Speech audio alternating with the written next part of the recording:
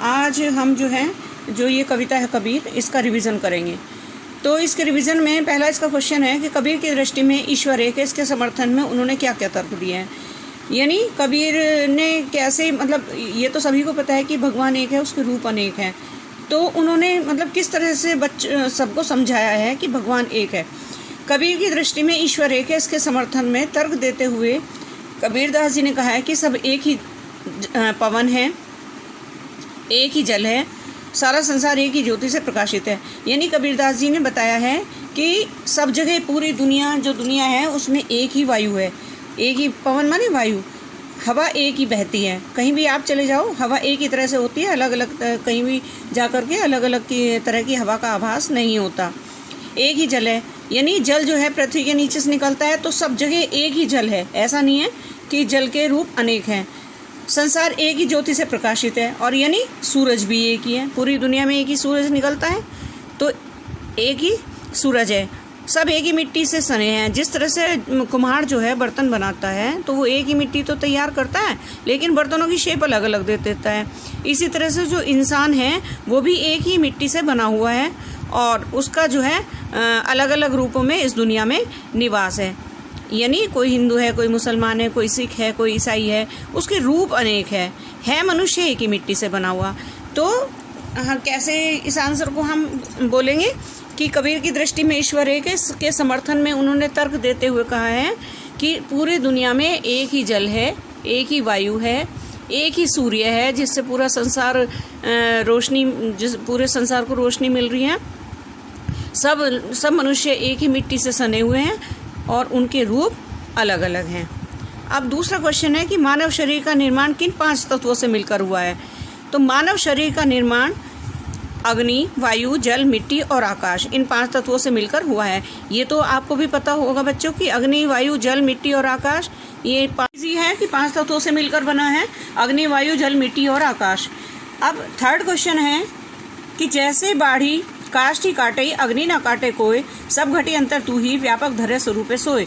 यानी इसके आधार पर बताइए कि कबीर की दृष्टि में ईश्वर का क्या स्वरूप है, यानी भगवान का क्या रूप है। तो कबीरदास जी कहते हैं कि जिस प्रकार से बढ़ई लकड़ी को काट देता है परंतु उस लकड़ी में समाई आग को नहीं काट पाता। यानी जैसे जिस प्रकार से लकड़ी, बढ़ई का काम क्या होता है, कारपेंटर को बढ़ई कहते हैं, तो उसका क्या काम होता है, लकड़ी का काम होता है, तो वो लकड़ी काट काट कर नई नई चीज़ें बनाता है, मतलब लकड़ी को काट सकता है वो। लेकिन यदि लकड़ी में आग लग जाए तो उस आग को वो नहीं काट सकता। उसी तरह से मनुष्य जो है शरीर नष्ट होने पर आत्मा नष्ट, मनुष्य का जो है शरीर नष्ट हो जाता है पर आत्मा नष्ट नहीं होती, आत्मा अजर और अमर होती है। आत्मा, कबीरदास जी के अनुसार संसार में एक ही तरह के प्राणी हैं और सभी में ईश्वर समाया हुआ है। यानी सब जो मनुष्य हैं, संसार में जितने भी मनुष्य हैं वो सब भगवान की देन है, सभी एक ही तरह के प्राणी हैं और सब में भगवान समाया हुआ है, इसलिए सब एक हैं। तो ये आंसर आपको समझ आ गया होगा कि बढ़ई जो है जिस तरह से बढ़ई लकड़ी को काट सकता है लेकिन उसमें लगी हुई आग को नहीं काट सकता, वैसे ही मनुष्य का शरीर तो नष्ट हो जाता है लेकिन आत्मा नष्ट नहीं होती, क्योंकि आत्मा अजर और अमर है। सभी प्राणियों में एक ही भगवान समाया हुआ है, इसलिए ईश्वर एक है। नेक्स्ट क्वेश्चन है कि कबीर ने अपने को दीवाना क्यों कहा है। दीवाना यानी पागल क्यों कहा है कबीर ने। यहाँ दीवाना का अर्थ है पागल। कबीरदास ने परमात्मा का सच्चा स्वरूप पा लिया है। यानी कबीरदास जी कहते हैं कि भगवान की भक्ति में लीन हो जाना चाहिए इंसान को, इधर उधर ये जो ढकोसलेबाजी है इससे बचना चाहिए। और भगवान की, क्योंकि जो सच्ची भक्ति करता है उसको भगवान की ईश्वर की प्राप्ति हो जाती है। तो कबीरदास जी ने परमात्मा का सच्चा स्वरूप पा लिया, यानी उन्होंने भक्ति का मार्ग अपना लिया है और अज्ञानता रूपी अंधकार को दूर कर दिया है। वे भक्ति, ईश्वर की भक्ति में लीन हैं, जबकि संसार उसको बाह्य आडंबरों में खोज रहा है। यानी जो इंसान होता है, बाह्य आडंबर कैसे होते हैं कि जैसे पूजा करवा ली, कथा करवा ली, कीर्तन करवा लिया, ये सब करा लिया, तो इन सब चीज़ों से भगवान की प्राप्ति नहीं होती। भगवान की प्राप्ति होती है सच्ची भक्ति करने से। इसलिए कबीर की भक्ति आम विचारधारा से अलग है, इसलिए वह स्वयं को दीवाना कहता है। दीवाना इसलिए कहता है, दीवाना यानी पागल क्यों कहता है, क्योंकि उसने भगवान के सच्चे स्वरूप को पा लिया है, उसने भक्ति में, वो भक्ति में लीन हो गया है, उसने ईश्वर तक जाने का मार्ग प्राप्त कर लिया है और वो बाह्य आडंबरों की तरफ नहीं भाग रहा है, बल्कि सबको बाह्य आडंबरों, जो मनुष्य बाह्य आडंबरों में खोया हुआ है, जैसे पूजा करना, कहीं कहीं जा कर के पूजा पाठ करना, मंदिर में जाना, मस्जिद में जाना, ये सब ढकोसलेबाजी है। इनसे भगवान की प्राप्ति, ईश्वर की प्राप्ति नहीं होती। ईश्वर की प्राप्ति भक्ति करने से होती है, और इसलिए कबीर जो है अपने आप को दीवाना कहते हैं। कबीर ने ऐसा क्यों कहा कि संसार बोरा गया है? बोरा गया नहीं, पागल हो गया है। कबीरदास जी ने इसलिए ऐसा कहा है कि संसार बोरा गया है, क्योंकि जो व्यक्ति सच बोलता है यह संसार उसे मारने के लिए दौड़ता है। यानी जो सच बोलता है उसकी आजकल कोई कीमत नहीं है। सच बोलने वाले को सब मारने को दौड़ते हैं। क्यों? क्योंकि सच हमेशा कड़वा होता है। सच पर उसे विश्वास नहीं है। किसको? मनुष्य को कोई विश्वास नहीं है। कबीरदास जी तीर्थ स्थान पर जाना, तिलक लगाना, माला पहनना, मंत्र देना आदि तरीकों को गलत बताते हैं।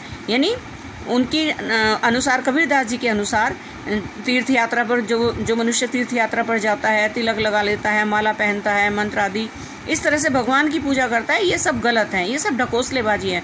वे राम रहीम के नाम पर लड़ने वालों को गलत बताते हैं। यानी हिंदू मुस्लिम की जो लड़ाई हो जाती है, भाई मेरा राम है, मेरा रहीम है, ये सब गलत बातें हैं, क्योंकि ईश्वर तो एक ही है जिसे भक्ति से सहज रूप से प्राप्त किया जा सकता है। यानी भगवान को प्राप्त करने का एक ही तरीका है, उसकी सच्ची भक्ति करना। लेकिन समाज उनकी निंदा करता है और पाखंडियों की झूठी बातों पर विश्वास करता है। पाखंडी कौन होते हैं? जैसा मैंने अभी आपको बताया कि गले में माला पहन ली, तिलक लगा लिया और कमंडल धारण कर लिया, यहाँ बैठ के पूजा कर ली, वहाँ बैठ के झूठ सच बोल दिया, लोगों को अपने चक्करों में फंसा लिया, ये पाखंडी होते हैं ये सब लोग। तो मनुष्य जो है आजकल क्या करता है? ऐसे पाखंडियों की झूठी बातों पर विश्वास करता है और जो सच बोलता है उस पर विश्वास नहीं करता। इसलिए कबीर को लगता है कि यह संसार पागल हो गया है। अब नेक्स्ट क्वेश्चन है कि कबीर ने नियम और धर्म का पालन करने वालों की किन कमियों की ओर संकेत किया है? कबीर ने नियम और धर्म का पालन करने वालों की निम्नलिखित कमियों की ओर संकेत किया है। जो धर्म का पालन करने वाले हैं उनमें क्या क्या कमी है? एक तो यह है कि प्रातःकाल स्नान दान करने वाले, पत्थरों और वृक्षों की पूजा करने वाले, ये सब अंधविश्वासी हैं। यानी जो सुबह सुबह स्नान करते हैं और पत्थरों और वृक्षों की पूजा करते हैं वो सब अंधविश्वासी हैं। वे धर्म के सच्चे स्वरूप को नहीं जानते और न ही उसे पहचानते, इसलिए अपने ज्ञान से वंचित रह जाते हैं। अपने आप को पहचानने से, जो इंसान अपने आप को पहचान लेता है वही सच्चा ज्ञान प्राप्त करता है। अपने आप को पहचानना ही सच्चा धर्म है और सच्चा स्वरूप को प्राप्त करना है। दूसरा है कि मुस्लिम भी पीर आलिया की बातों का अनुसरण करने तथा मंत्र आदि लेने में विश्वास करते हैं। पहला तो ये हिंदुओं के लिए आया कि हिंदू जो हैं सुबह सुबह उठेंगे, स्नान करेंगे और पत्थर और वृक्षों की पूजा करेंगे। ये सब अंधविश्वास है। वो भगवान के सच्चे स्वरूप को नहीं जानते, इसलिए अपने आत्मज्ञान से वंचित रह जाते हैं।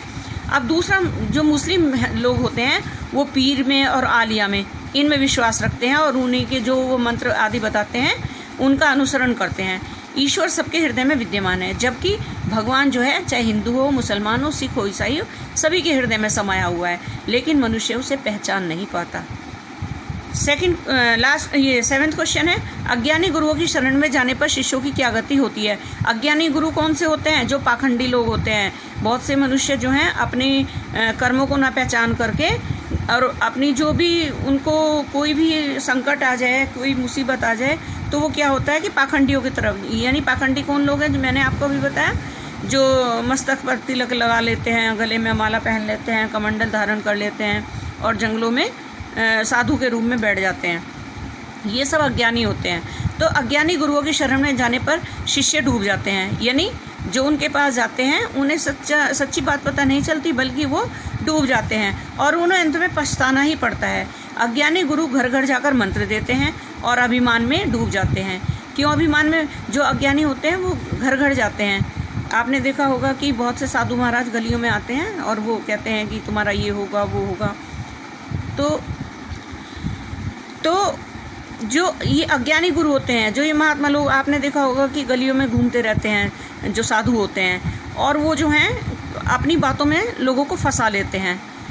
तो और जब अगर किसी की एक दो बात सच हो जाए तो उन्हें बड़ा अभिमान हो जाता है अपनी बात पर, यानी घमंड हो जाता है। इसी कारण भी ईश्वर को प्राप्त नहीं कर पाते। और वो जो है जब घमंड में डूब जाते हैं तो उन्हें ईश्वर जो उन्हें ज्ञान प्राप्त करना चाहिए, यानी उन्हें भक्ति करनी चाहिए, वो भक्ति नहीं करते वो, और इसीलिए प्रभु की कृपा से वंचित रह जाते हैं। लास्ट क्वेश्चन है, बाह्य आडंबरों की अपेक्षा स्वयं को पहचानने की बात किन पंक्तियों में कही गई है। ये तो आपको पता ही है, आपकी बुक में दिया हुआ है कि कौन सी पंक्ति हैं जिनमें अपने यानी टोपी पहरे मारा पहरे छाप तिलक अनुमाना सागी शब्द गावत भूले आत्म खबरी ने जाना। अर्थात जो लोग टोपी पहन लेते हैं, माला पहन लेते हैं, माथे पर तिलक लगा लेते हैं, गले में कुछ धारण कर लेते हैं और ये जो दोहे साखी शब्द ये गाने गाते रहते हैं, वे अपने आप को नहीं पहचान पाते, अपने आप से वे अनजान रहते हैं। थैंक यू बच्चों, ये चैप्टर का मैंने आपको रिवीजन करा दिया। अब आपका जो ये आपकी एक वितान बुक है उसमें पहला चैप्टर है कि गायिकाओं में बेजोड़ लता मंगेशकर, ये आपका पहला चैप्टर है। ये मैंने अभी आपको कराया नहीं था, तो उसके क्वेश्चन आंसर मैं आपको भेज रही हूँ। चैप्टर की समरी रिवीजन में करा दूंगी मैं आपको, तो आप उसके क्वेश्चन आंसर, इसके लिए अलग कॉपी बनेगी और आपको अलग कॉपी में ये उसका जिस तरह से 10th में कृतिका बुक है उस तरह से 11th में और 12th में वितान है। जैसे आपकी उसमें 10th क्लास में क्षितिज है तो क्षितिज की जगह ये आरोह है, और जो आपकी 10th में कृतिका थी, कृतिका की जगह वितान है। तो ये वितान का जो है चैप्टर में आपको क्वेश्चन आंसर भेज रही हूँ।